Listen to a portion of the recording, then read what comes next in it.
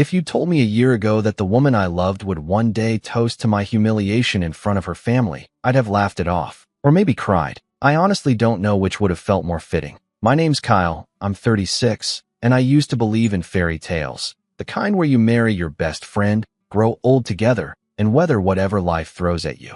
Turns out, I was the only one in our story reading the same book. I thought our 7th wedding anniversary would be another quiet celebration.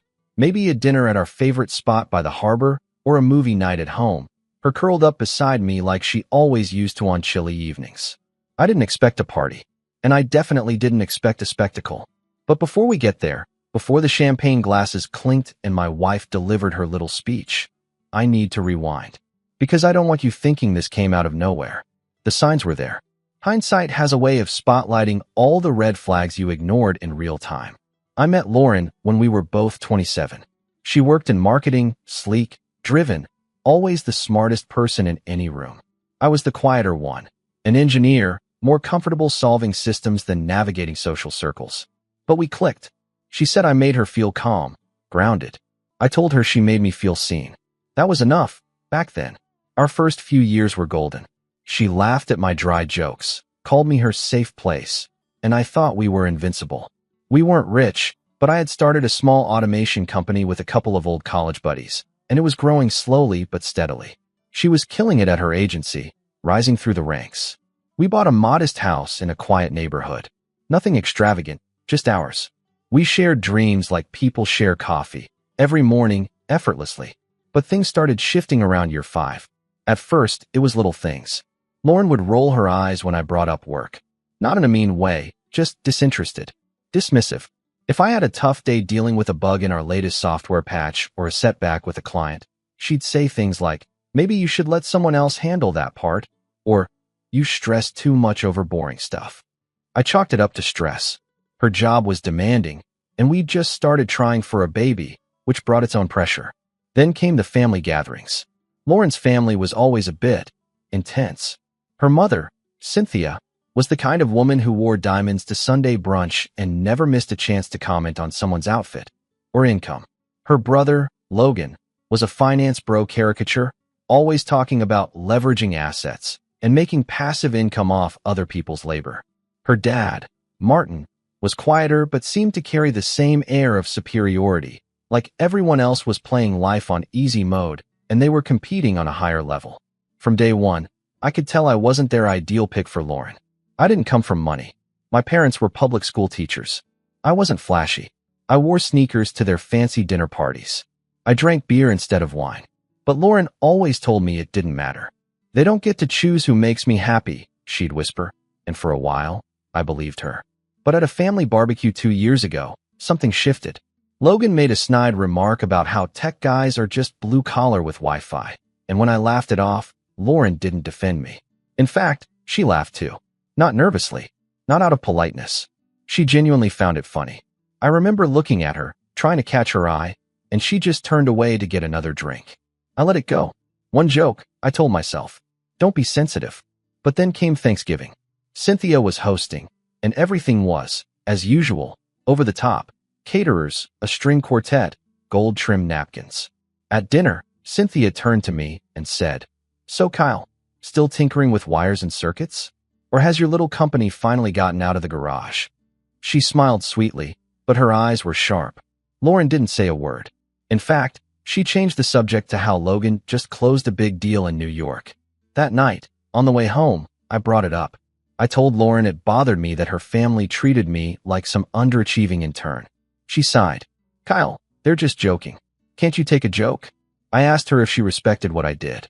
She hesitated, just for a second, but it was there. "I do," she finally said. "But let's be honest, your company isn't exactly Google." That one stung. Not because I needed her to hype me up all the time, but because I thought she saw how hard I was working, how much I was building, not just for myself, but for us. I started staying late at the office more. It wasn't to avoid her, not at first. I was just focused. We were on the verge of signing a deal with a major logistics firm. It could double our revenue. Triple it, even. I didn't tell Lauren right away. I wanted it to be a surprise. Meanwhile, Lauren's wardrobe got pricier, her attitude sharper. She started going out more, said it was for networking, but I noticed she always got home later than she used to, often smelling of wine and some overpriced perfume I didn't recognize. One night, I came home to find she'd cleared a shelf in our shared office for her new vision board. It was filled with quotes like, "Don't settle," "Level up," and "Comfort kills ambition." Her laptop wallpaper was now a picture of some woman in heels standing on the edge of a rooftop overlooking a skyline. It felt ominous, like she was mentally climbing away from me. I tried suggesting we do date nights again. She said she was too busy. I booked a weekend getaway. She canceled last minute for a girls' trip. I asked if we could talk. She said, "We're just in different places right now. You focus on your company. Let me breathe." That should have been the wake-up call, but I kept holding on, thinking she'd come around. The final straw before everything spiraled was a dinner at her parents' place, about a month before our anniversary. I'd finally closed the logistics deal. My company was booming. We were hiring, scaling, even moving to a new office downtown. I was proud, and I thought, finally, this will be the moment her family sees me differently, respects me. At dinner, I mentioned the new deal. Cynthia gave me a polite smile. Logan smirked. "Congrats, man. Now maybe you can finally buy a real car." Lauren didn't say a word. In fact, she changed the topic again, this time to her new mentor, a CEO from her agency who was teaching her how to think bigger. That night, I told her how much that hurt. She just stared at me, quiet for a long moment, before saying, "Kyle, you're a good man, but maybe I need more than good." I didn't sleep that night. I couldn't. That phrase haunted me. And then came our anniversary. She texted me a week before, saying she had a surprise planned. "We're something nice. Formal. You'll love it." I was hopeful. Maybe she'd remembered what we used to be. Maybe this was her trying. I showed up at the venue she texted me, an upscale lounge downtown. Everyone was there. Her family, some of her coworkers, even a few people I didn't recognize. The lights were low, the music elegant, the drinks flowing. And then, just as I was settling in, she tapped her glass. The room quieted. She stood in the center, radiant, smiling like it was the happiest day of her life. "Kyle," she said, turning to me. 7 years. It's been something. Laughter. Nervous. Confused. I smiled awkwardly. "And now," she continued, "I think it's time for both of us to step into who we were really meant to be." She reached into her bag, pulled out a manila envelope. "I'm upgrading my life," she said, lifting her glass. "To new beginnings." She handed me the envelope. Divorce papers. And the room erupted in cheers. Her brother clapped me on the back and muttered, "Took her long enough." Her mother sipped her wine, clearly enjoying the show. I didn't say a word. I just opened the envelope, skimmed it, signed, and walked out. I didn't look back. The night I walked out of that anniversary party, something inside me snapped. Not in the dramatic, throw a glass kind of way. Quietly. Internally. Like a wire that had been stretched too far for too long had finally gone taut, and snapped with a sound only I could hear. I didn't cry. I didn't scream. I just drove. No destination, no music, just the hum of the engine and the occasional vibration of my phone. Her texts, I figured. Or maybe just spam. I didn't check. That first week was a blur. I moved into the guest room at my friend Marcus's place. He offered without asking questions. Just threw me a spare key and said, "Stay as long as you need." I needed that kind of quiet support. I couldn't deal with pity or pep talks. My lawyer, thankfully a friend from college, reviewed the divorce papers and called me, baffled. She filed everything already. Like everything. This wasn't spontaneous, Kyle. This was orchestrated. That word stuck with me. Orchestrated. It felt like the perfect term for what Lauren had done. Planned like a symphony of humiliation. Every note hit with precision. The timing, the audience, the toast. Even the party venue wasn't casual. It was a place we'd once said we'd book for our 10-year anniversary. Ironic. But here's the thing about me. I may be quiet. I may look like the guy who shrugs things off and keeps his head down. But I remember everything. I replay conversations. I catalog tone, inflection, pauses. I'm not a revenge kind of guy by nature. But when you burn every bridge and then light a firework on the ashes, I start taking notes. The weeks that followed were full of slow, quiet unraveling. I kept working. My company, Syncrobyte Systems, was doing better than ever. That logistics contract turned into 3 more. We brought on 2 new developers and a client liaison. I moved out of Marcus's place and into a short-term rental while house hunting. I didn't tell anyone from Lauren's circle where I was. I deleted mutual contacts, changed my number, even left social media. Radio silence. That silence made people nervous, apparently. A month after the party, Logan, her brother, texted me out of the blue. Yo, you good? I didn't respond. 2 days later, you being salty or what? I still didn't reply. Then came the Instagram post. Lauren, standing on a rooftop with a drink in hand and a new caption. Soft life season. No deadweight allowed. Hundreds of likes. Her mom commented, proud of you, sweetheart, nail polished. I remember looking at it for a long time, not because it hurt, but because it didn't anymore. Not like before. What hurt more was the realization that for years, I defended people who never once defended me. Then came the real gut punch. 3 weeks after the post, I got an envelope in the mail. No return address. Inside was a glossy invitation. Not just any invitation. It was for Logan's engagement party. Lauren had apparently helped plan it. Taped to the invite was a sticky note in familiar handwriting. No hard feelings. You're still welcome. Dress code, upscale. Don't embarrass yourself. I stared at it for a while. Then I laughed. That night, I made a decision. I wasn't going to show up at that party. But I wasn't going to disappear either. Instead, I got to work. I poured every ounce of myself into the company. Long hours. Strategic hires. I pulled off 3 major deals in 8 weeks. By month 4 post-divorce, Syncrobyte had grown so fast that we'd outgrown the downtown office space I was so proud of just a year ago. We started leasing a modern, glass-walled building on the edge of the business district. It had views of the skyline, a full espresso bar, and a rooftop garden that made that Instagram post of Lauren's look like a Motel 6 balcony. But the universe wasn't done yet. One afternoon, while I was reviewing floor plans for my new house, yes, house, because I was finally building my dream home, I got a call from Marcus. You might want to sit down, he said. Already am, I replied. You remember Lauren's company? The agency. I nodded, even though he couldn't see me.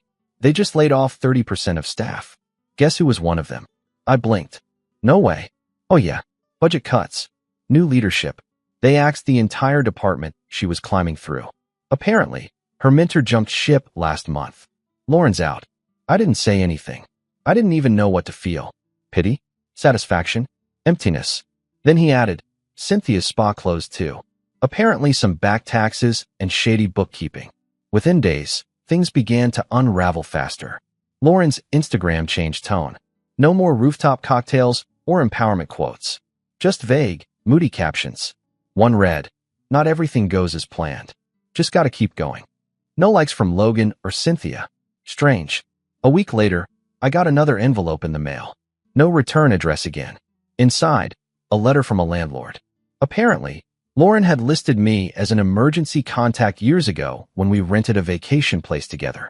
The letter explained that she defaulted on rent at her current apartment and that they were seeking to locate any related parties for contact information. It was addressed to me by mistake, but it told me everything I needed to know. Lauren was broke, or close to it. I didn't respond. But that night, I drove past the old apartment we used to share, the one she left after the divorce. It was dark, empty, and quiet. I parked down the street and watched for a while, unsure what I was even hoping to see. The next day, I checked public listings. She'd filed for unemployment. Her LinkedIn showed, open to work. Logan's engagement party had been canceled due to scheduling conflicts. Cynthia had deactivated her Facebook. It all felt surreal, but I still hadn't heard from Lauren directly. Not until month 6. It was raining. I'd just gotten home from a late dinner with clients. My new place was finally finished, a sleek, 2-story mansion on the edge of town with a long driveway and a black iron gate. I pulled in, tapped the remote, and the gate started closing behind me. That's when I saw her, standing in the rain, soaked, no umbrella, hair plastered to her face. She looked up as the lights from my car hit her. Lauren. She ran forward as the gate finished closing, her palms hitting the bars. Kyle, she shouted. I didn't move. I just sat in the car, hands on the wheel, heart suddenly heavy. She called again, this time quieter. Please, just talk to me. I didn't get out. I didn't even roll down the window. My phone buzzed. First 1 message, then 5. All from her. I'm sorry. Can we talk? I made a mistake. Please. I need help. I looked up at her, gripping the gate, crying.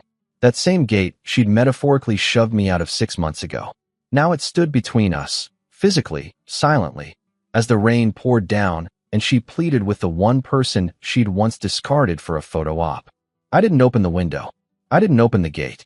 I just watched her messages roll in from the warmth of my car. But this wasn't the end. It was just the moment I realized the power dynamic had flipped. And for the first time, I held the pen in the story she once thought she was writing alone. For the first few minutes, I just sat there. Lauren's figure flickered through the rain-streaked windshield like a ghost, half real, half memory. I should have felt triumphant, vindicated, even. After all, wasn't this the moment every betrayed husband imagines in his darkest, sleepless hours? Her broken, me thriving, she begging at the gate I now owned. But what I felt wasn't pride. Not yet. It was tiredness, a kind of emotional fatigue that weighed down the moment. Maybe because it had taken everything to get here. 6 months ago, when I walked away from that anniversary party with divorce papers in hand and 1,000 fake smiles behind me, I didn't have a plan. I had some money, sure. A company that was doing okay. Friends who cared. But emotionally, I was hollowed out. Betrayal has a way of doing that. It's not just the act itself. It's the death of every belief that led up to it. The trust, the time, the tiny sacrifices you made believing they mattered. And for what? A toast. A punchline. So yeah, I hit rock bottom. But I did it quietly. No drinking binges. No rebound flings. I didn't burn her clothes or post passive-aggressive quotes online. That's not who I am.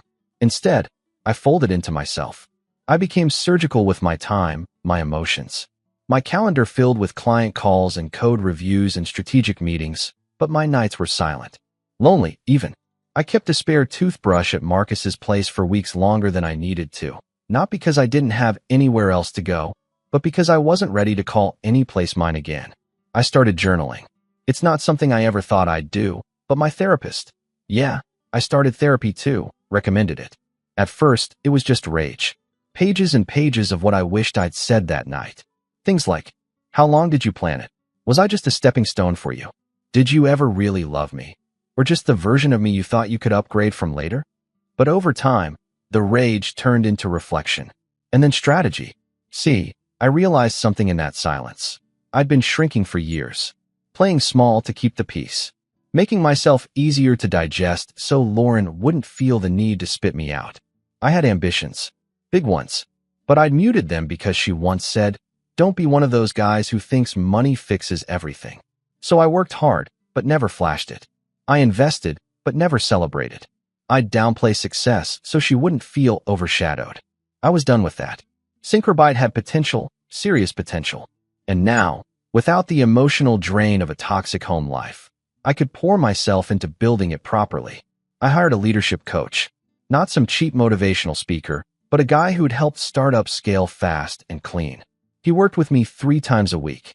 We tore apart my systems, rebuilt hiring pipelines, restructured the dev teams, and negotiated new performance-based contracts that scaled with growth. Within 2 months, we doubled our client base. Within 3, we landed a tech integration deal with a regional hospital system. I didn't just rebuild, I transformed. And it wasn't just the business. I started lifting again. Nothing crazy, just strength training 3 mornings a week. It helped clear my head. Gave me something to control when everything else felt unsteady. I took a cooking class. I know, it sounds random, but I was tired of takeout and sadness sandwiches. And something about learning how to perfect a risotto felt oddly empowering. I cut contact with Lauren entirely. Blocked numbers. Blocked emails. My lawyer handled the divorce logistics. I paid what I needed to, but not a cent more. She tried to negotiate for alimony at one point, claiming she'd supported me emotionally while I built my business. My lawyer laughed in the meeting. You mean the company you publicly mocked at family dinners? We offered a flat settlement instead. She took it, and I bought land. I didn't just want a new apartment or a fancy condo. I wanted permanence. I found a plot on the edge of the city, quiet, elevated, with a view of the skyline. Hired an architect. Gave them my dream. Open spaces, clean lines, lots of glass and light. A home built for peace. It became my obsession. I'd leave the office at 6 p.m. sharp just to drive out to the construction site. Watched every beam go up like it was part of me. Sometimes I bring a thermos of coffee and just sit in my car, imagining furniture layouts and weekend barbecues with friends. A future without apology. Meanwhile, whispers about Lauren started to reach me. Apparently, her mentor bailed on her right before the agency restructured. The position she thought she'd be promoted into vanished. Her network shrank. People started avoiding her calls.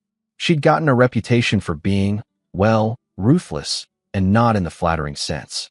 In marketing, you can be cold, but you can't be careless. And Lauren had gotten careless.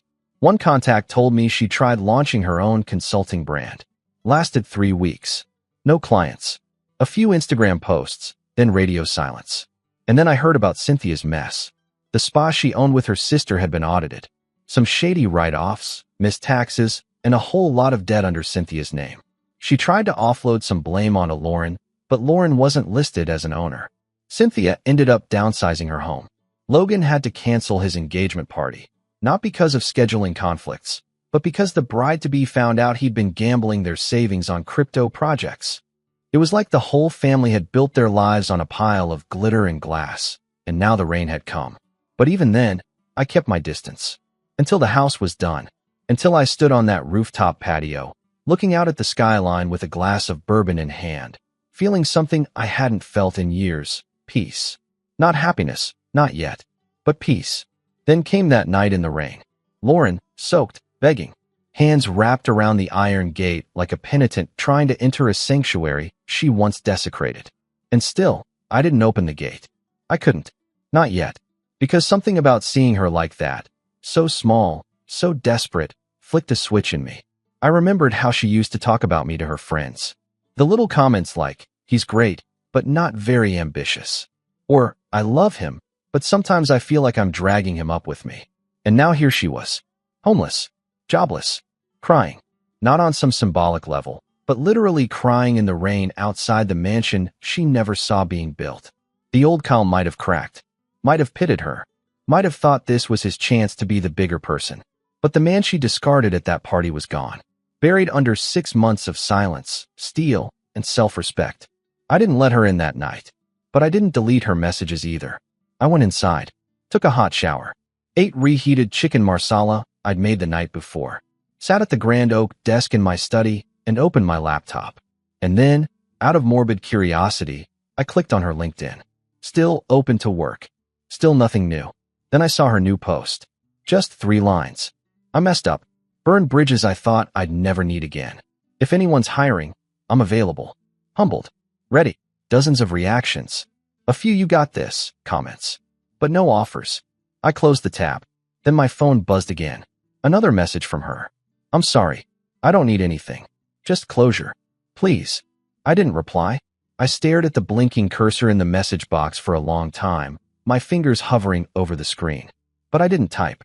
Instead, I looked around the study. Custom bookshelves, walnut flooring, tall glass windows with stormproof blinds. A house not built for revenge, but for a man who finally knew his worth. And for the first time in a long time, I didn't feel like I owed anyone anything. Not even closure. Not yet.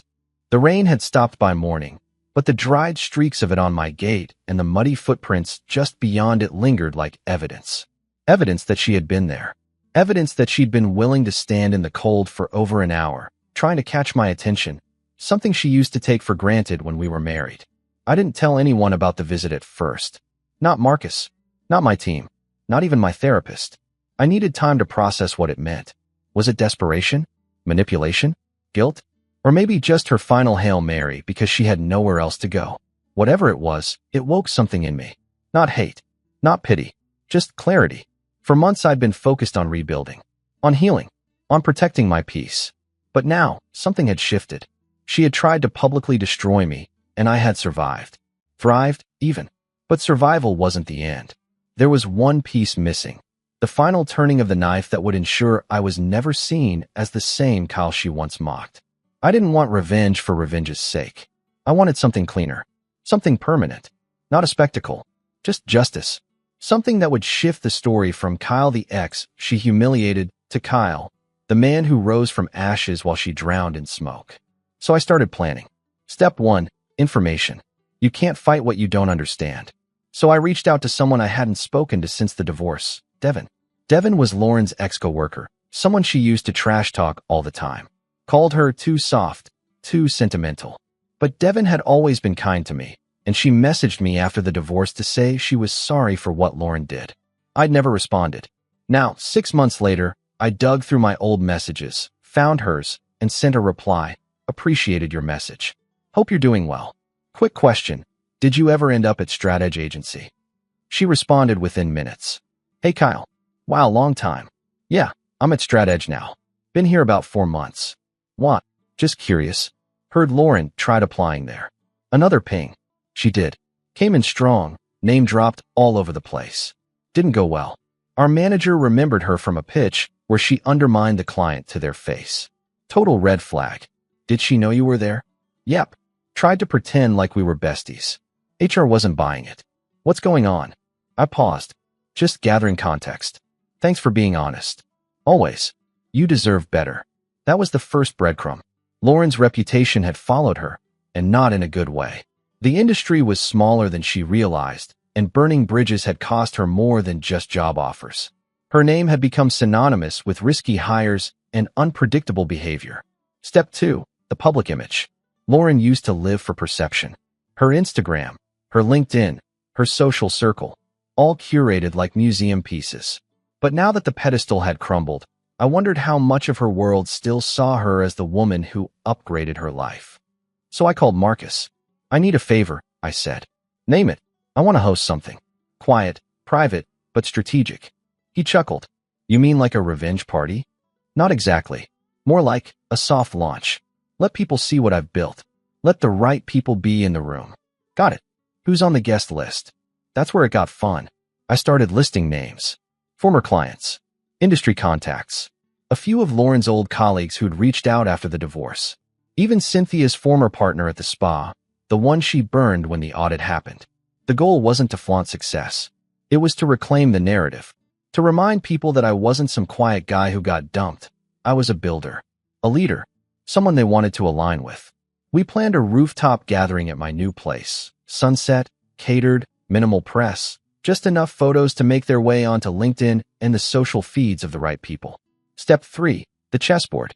It wasn't just about Lauren anymore. It was about the whole toxic ecosystem that had enabled her behavior. Cynthia, with her snide remarks and passive-aggressive digs. Logan, with his smug superiority and fragile masculinity.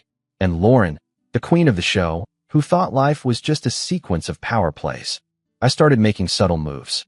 A contact of mine in real estate mentioned that Logan had been shopping for investment properties but didn't have enough liquid capital since the failed engagement. So I made an anonymous cash offer on a place he was eyeing, just high enough to price him out. When he lost the deal, I heard he blamed the system. I didn't correct him. Cynthia? She'd been trying to open a pop-up version of her spa business in the same shopping district where my company was headquartered. She was in talks with a leasing agent I happened to know personally. I invited the agent to my housewarming. Over drinks, I casually mentioned that Cynthia's last business had been flagged for tax issues and owed back wages to 2 employees. The lease offer was rescinded within the week, but none of it felt as satisfying as it should have, because Lauren was still out there, somewhere in between regret and desperation. And for all the ways I could maneuver behind the scenes, I knew the final act needed to be direct. It had to be personal. She sent another message 2 weeks after the rain incident. I understand if you never want to speak to me again, but I'm not asking for money. I just want you to know I'm sorry. Still, I didn't reply, but I kept the message. Then she called. The number showed up as unknown, but I knew it was her. I didn't answer. She left a voicemail. Hey, I don't know if you even listened to these, but I had to say this. I was cruel. I know that now. That party. I thought I was making a statement, but all I did was destroy the one person who actually cared about me. I'm not asking you to forgive me. I just wanted you to hear that I know what I did. I miss you. Not the money. Not the house. Just you. I listened to it twice. Maybe 3 times. Still didn't respond. Because this wasn't about closure anymore. It was about setting the board for the final play. The party was 2 weeks away. I spent that time tightening every detail. Not just the event, but my image, my company, my circle. I gave interviews. Quiet ones. Business podcasts, startup blogs, nothing flashy. Just enough buzz. just enough movement. And then, without fanfare, I sent out one last invitation. To Lauren. No note. Just a card with my name, the date, and the address. I knew she'd recognize it. I didn't know if she'd come, but if she did, she'd be walking into a room filled with the very people she once used to impress. People who now respected me, not because I was flashy, but because I had built something worth respecting. This wasn't revenge. This was reckoning. The day of the party arrived without drama. I woke up early that morning, the sky still gray from the fading mist of dawn. My house, my mansion, if we're being technical, stood calm and elegant, like it knew something important was about to happen. I walked barefoot across the polished oak floors of my home, coffee in hand, checking last-minute details. The catering staff arrived at noon, the event planner an hour later. By 3, the rooftop garden was transformed into something out of a magazine. Warm string lights, soft jazz playing, candles flickering in hurricane glass. Minimalist perfection. Marcus arrived early, as always. He stood on the balcony in a navy suit, sipping whiskey, his expression half amused, half impressed. Big night, he said. Not for me. I replied, adjusting my cufflinks. It's just a party. He smirked. Right. By 6 p.m., guests began to arrive. Quiet murmurs. Laughter. The clink of glasses. Some I hadn't seen in years. Others were industry heavyweights I'd only recently begun working with. Everyone shook my hand a little longer than usual. Everyone looked at the house a little too long. That was by design. The whispers started early. Have you seen this place?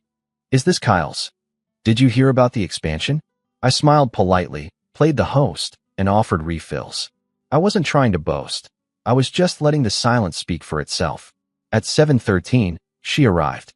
Lauren. She stepped onto the rooftop in a black dress that looked borrowed. Her hair was tied up, a few strands falling loose in a way that used to feel deliberate.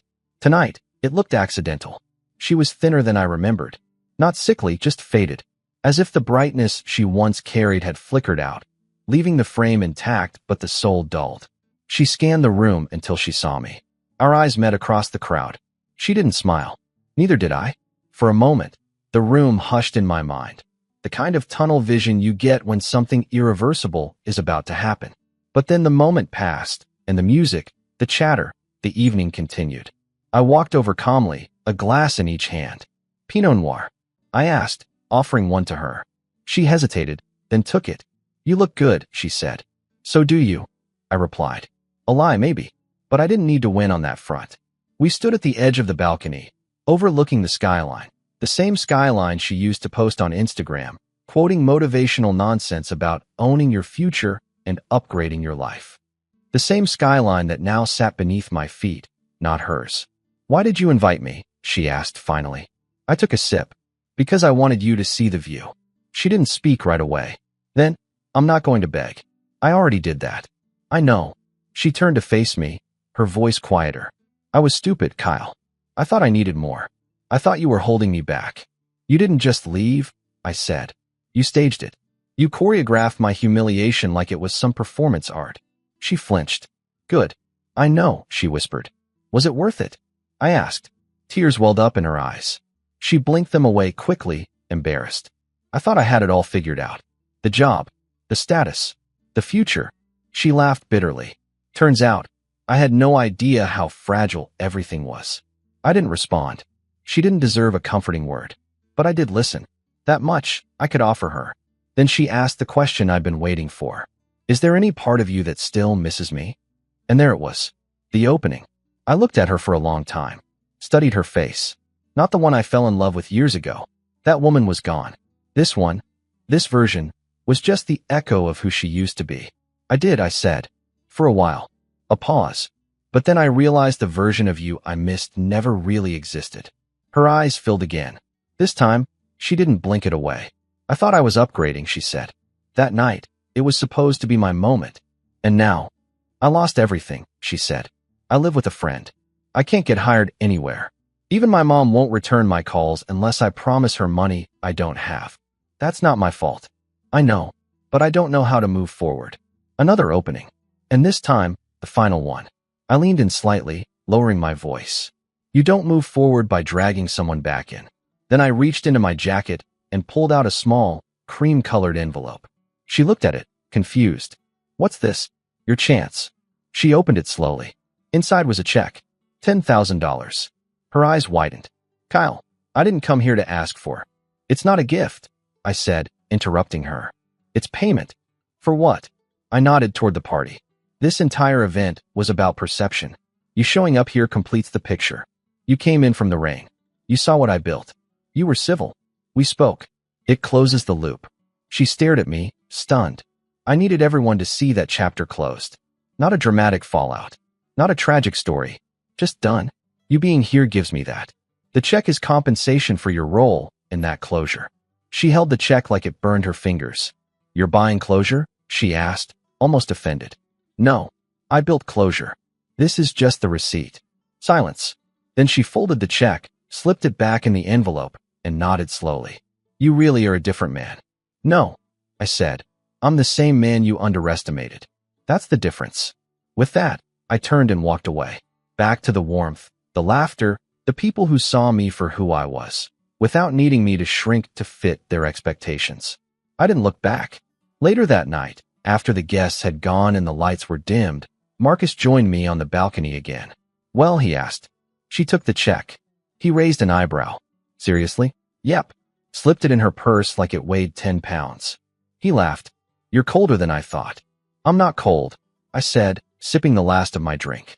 I'm just finally done playing the fool. And in that quiet moment, overlooking the city that once seemed so far away, I felt something shift. Not vengeance. Not victory. Just peace.